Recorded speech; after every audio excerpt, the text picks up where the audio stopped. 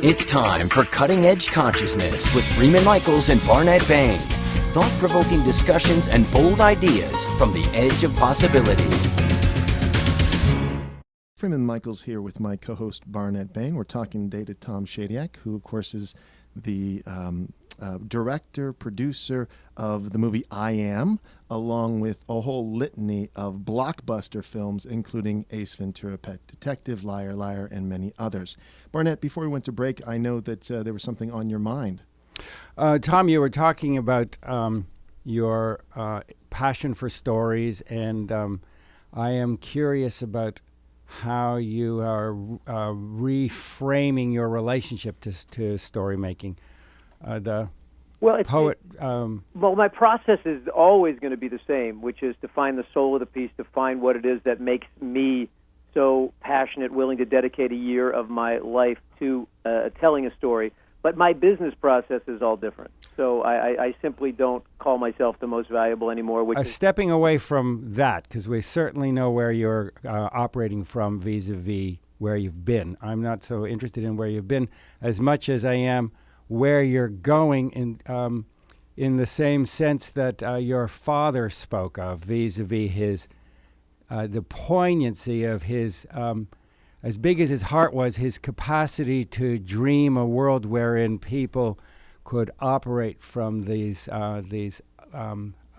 other motives was a little bit brittle, and you are very committed to storytelling. Muriel Rukeyser once said that the world is not made of atoms; it's made of stories, and so there is a particular approach you have to unpacking stories with a view to modeling what kind of empowerment? Well, I'd say this, that the most powerful story a person can ever tell is the one they'll tell with their lives. So I am not just going to focus on what stories I put up on the screen. I'm most interested in what story I'm telling with my life. So I want to be the very model that I hope to see in the world. There you go. So that's going to be reflected in my business dealings and in the stories I tell. It's that simple. Do you share the same perspective as your dad, or I sense that you are much more optimistic, and that as a model of a new story, you have faith in the model, or we wouldn't be here. Yeah, and I don't even call it optimistic. I call it realistic. I think I Am is the ultimate reality show. All I want to know is what is real. And if it's actually real, that getting a lot of stuff makes you happier, I would be pitching that right now. But I believe, through my experience and looking at the historical figures I so admire and current figures, that the more you give, the more you receive. Wow, so I want to be as giving and as connected to other people and helping to fill those needs and they my own. And that's where I think you'll at the end of your life you'll say, wow, what a journey. And there's a foundational piece for this, which you spoke of earlier, and I want to go back to when you were speaking about what the Human Genome Project ultimately revealed. Initially, for folks who aren't aware of what that process looked like, scientists believed that there were going to be hundreds of thousands of genes when they started to map the human genome. What they found was there was a few tens of thousands of genes, and in fact, other organisms that we view as maybe even lower than us had many of the same genes, if not most of the same genes as their makeup. And so we moved from a paradigm where we saw ourselves as separate to where we see ourselves intricately aligned and actually substantially it's the same stuff, if you will, that makes anything that we see around us, which is it's a paradigm shift. Yeah, we don't necessarily even need the DNA, which is beautiful to see that our DNA is related to not just our ape ancestors, but even the life that's coming out of the ocean. But if you think about it, we know that life began 13 billion years ago with this infinitesimally small point of energy in the universe that we call the Big Bang Theory. Guess where you come from? You come from that. So you have the same makeup. There are carbons, there are various chemicals and properties that are in everything in the universe. So you look at the table, you share. The table that you lean on now, you share some properties because you come from, everything is created from that one infinitesimally small point of light or energy from which we all come. 4 billion years ago, it was the Earth. We all come from the same single-cell life ancestry. We all have it. We did a show a few weeks ago here. We were talking about Mark Twain's last novel, incomplete, called The Mysterious Stranger. You may know it.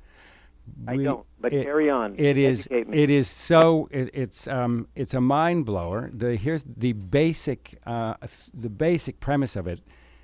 He says the dream marks are all present. You should have recognized them earlier. His contention is that we are becoming more and more lucid to the fact that this is a dream state. Yeah. Generated out of our belief and values and our thoughts and our choices and our decisions and in our attitudes. As we become closer and more intimate with those, they become less structured, and the underlying connectivity of things begins to show through. How do you feel about that? Well, it's interesting. The mystics have said the same for so long, that what is essential and real is the thing that actually makes you you. You said, how are you, earlier. You guys started talking about how are you. I just put the emphasis somewhere else. How are you? Like, how are you? How are you even talking to me? How is your body animating? No scientist can explain it. This is what I believe is what is real. So that's why the mystics called it, what we're doing now, sort of a dream state. Because it's all temporal, it's all finite, it's going to come to an end, but who you are, the essence of who you are, is going to exist eternally. You are from some divine creative source, you are returning to that divine creative source. So that informs a complete freedom in how we walk here. You can walk with courage, because you know that when you face a fear, you can kill the dreamer, but you can't kill the dream. You can't kill that eternal spark. And I love what the movie illustrated as well, the I Am movie, about the level of responsibility for something other than words and action. And it spoke in terms of the energetic quality. I'm thinking, of course, of the study you did at HeartMath, right? Where really what's being expressed just in a thought, if you will, just in a sensation, and how that reverberates out and has an effect on everything around you. And we know that intuitively. We do. You're speaking of a study where my emotional state, when it changed, it affected a living system, yogurt, in front of me, and it was measurable. So when I got sad, the yogurt registered my sadness. And we know that when we come home in a bad mood, we don't have to say a word to our spouse or friend. Immediately they pick it up. Our animals pick it up. If we're in a fearful or angry state, our animal picks it up. You remember that when we were growing up, they said if you talk to your plants, and they had studies where those plants would be more robust in their growth patterns.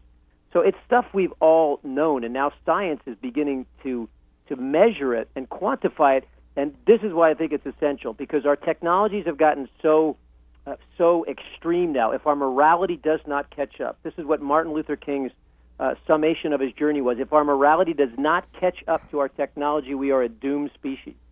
So I think we're at that place now. We can even see it with that Coney video, which friends of mine have made.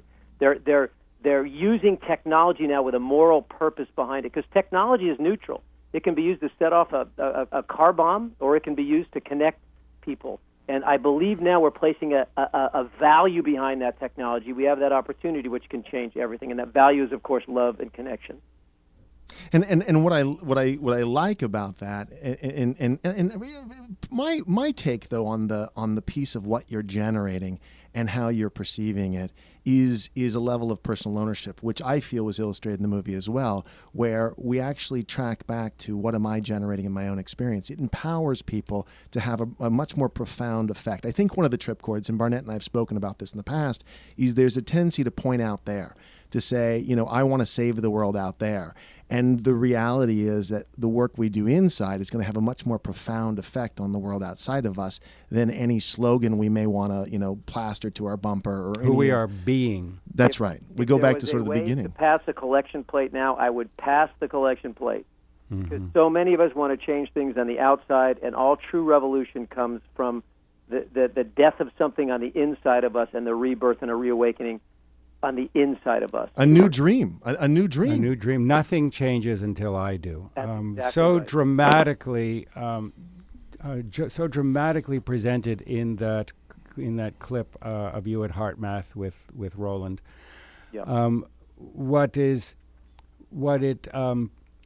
it can stimulate in people is the question: well, if I have this kind of impact remotely, what is the range of impact that I have? What is the range of subtle frequencies of communications that I am to use a metaphor, that I am broadcasting all the time? That's it. What is my impact all of the time? There is no range. It's limitless. It's limitless, precisely. But it's the butterfly effect. it is the butterfly. Well, even that is kind of tucked into a sort of if-then logical thing. It is such it so blows open logic and reason. It so unpacks a whole different way to begin to be to sense a humility vis-a-vis our relationship to all that is.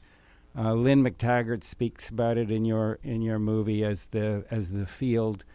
We are simultaneously in the field and the field. Yes. Right. That's right. You wanted to say something earlier, Freeman. You were on a roll about brothers keepers. Oh, well, this is your line. I was thinking about, Barnet often says, we moved from a paradigm of, I'm not my brother's keepers, to where we say, no, wait, I am my brother's keeper, to where we move even to where, wait a minute, I am my brother. I mean, this, again, on that quantum level, we start to recognize the connection between all things. And again, from a personal ownership standpoint, and we've said this before on this show, when we really begin to realize what's showing up in our experience is a reflection of, at the very least in the way we perceive it, of us. Right? That we actually begin to recognize that, wait a minute, there's a filtering process where my worldview, if you will, the word often is schema, is being expressed in how I'm seeing things and what's appearing and what I'm generating. And that level of personal ownership at first is overwhelming, but at some point it becomes empowering. Well, I've learned to allow the greater thought to rise up, so there's no reason other than to say, well said. Oh, bless you. That's very kind. Well said. I know that makes for a bad radio guest, but when you say it we'll loop it. Or better than anyone, I will allow that to settle in. Good. Well, the other piece, if we're going to start to become increasingly responsible for our inner states, including our emotional states, including what our values are, and then what's indicated is a new relationship with celebration. And I know, because we have a great many friends in common, I know, and because we surf the same spots, I know that you make a point of reveling in your world every day, being out in the water and living out in that gorgeous park. Yeah, well, the great mystic poet Hafiz and also Rumi, they summed up the walk as to dance. They want us to dance. They believe that whatever is animating through us wants us to celebrate and experience life in all of its many facets. That even means to experience pain, but that it is a dance. It's this cosmic dance that Thomas Merton says exists in your very blood, whether you want it to or not. So we are invited to forget ourselves on purpose, those selfish agendas, and join in this dance. And so it's really, the gospel when I grew up was called good news, but yet it said half the people in the world were going to hell. I didn't find that very good news. But I find this really good news, that we are creators along with the great creative force, that we are a part of that force, and that force is about life, celebration, and dancing. And we're co-creators, and when you speak about these developmental states, either individually or culturally, where there are good guys and bad guys, and if you play by the rules, you get stuff, and if you don't play by the rules, you go to hell. To be able to have arms broad enough, wide enough, and shoulders broad enough to even love that was a development expression of my own journey. I think out of that, I begin to understand what turn the other cheek meant. I begin to understand what love your enemies was. Yeah. It just means it's developmental. You're just firing on a few more cylinders than yesterday. Yes, it's all opportunity. If you look at everything as all opportunity, if this creative force is a storyteller, I come from the storytelling tradition, then we see everything in a different perspective. Because what does a great storyteller do to characters that the storyteller loves, that the author loves? You throw obstacles in their way. So you stop seeing those obstacles as separate from yourself, but you welcome them. You begin to say, oh, this is beautiful. This is a chance for me to rethink, to refine. And so you stop seeing obstacles and enemies as enemies. And you do, as the mystic said, love thy enemy in the context of the great story that's being told. It's beautiful. So when we develop beyond narratives, not a great thing for box office, granted, but when we develop beyond narratives and beyond, when we begin to recalibrate so that we can tune in ever more into the joy, into the love, into the frequency, this ecstasy that has been the promise of every poet and every mystic that we on whose shoulders we're standing. There is no story in that. It is an emergent story. There is no beginning, middle, and end to that. I have no idea what that experience of ecstasy could be. Have you given any thought to that? Well, I think as long as we're in this plane, this dream, as you said, of existence, that story is always going to exist. It just contextualizes the conflict and the adversity. Look, I think Hafiz was the greatest poet, along with Rumi, of that we've been given. He really embodied. He said he wanted to be a hole in the flute that the Christ breath moved through. Listen to this music.